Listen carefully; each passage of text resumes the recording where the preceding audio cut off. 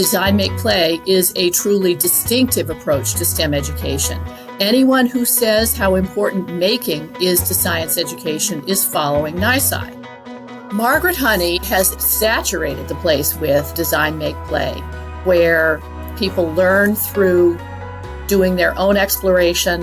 That is what undergirds the whole museum experience now, and that did not exist before Margaret came. NYSCI, under Margaret, it's taken on a particular focus on younger children and on visitors doing things while they were in the hall. It is now the model for the world.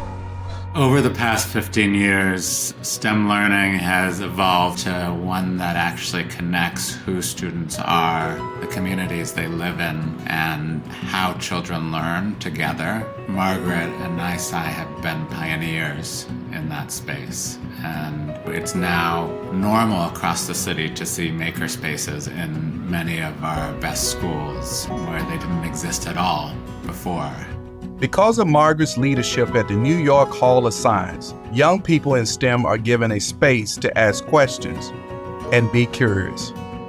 The hall represents a safe haven for people to think about how to help young people and teachers differently than we've ever helped them in the past.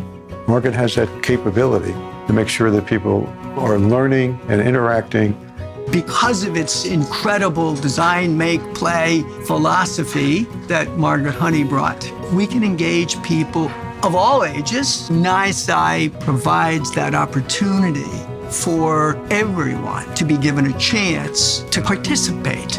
It's about putting learners at the center of and in charge of their own learning. With Connected Worlds and with Design Lab, there's spaces that privilege exploration, and there's spaces where our visitors have every opportunity to learn from each other. And that emphasis on realizing that everyone in the space has something to contribute, that's really the magic sauce in both of those spaces.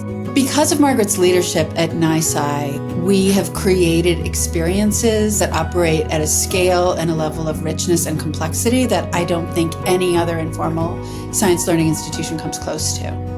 Margaret Honey has advanced hands-on STEM learning by being a national thought leader and someone who is able to think in really big picture ways while also understanding what needs to happen on the ground to make it a reality. She's a tremendous connector of ideas and people in ways that really move exciting new visions forward. Science can sometimes feel like it doesn't belong to all people, but a place like NYSCI makes it clear that it really does. Working in the community, you can have big ideas, interesting ideas. 99% of the time, those ideas don't come to fruition. I think what really made the difference here is that we had a leader in Margaret Honey. We had an institution that was really interested in innovating and partnering to build a preschool.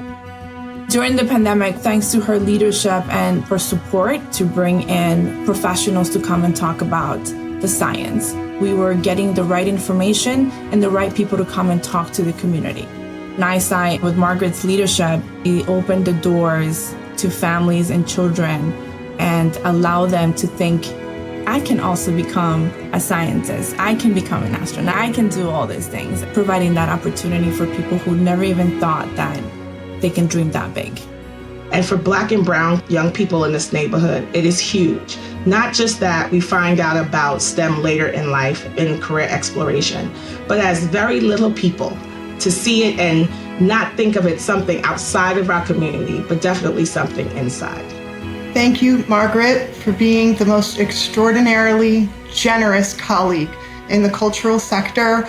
You are beyond supportive of everyone who shares your goals of making these incredible experiences available for all.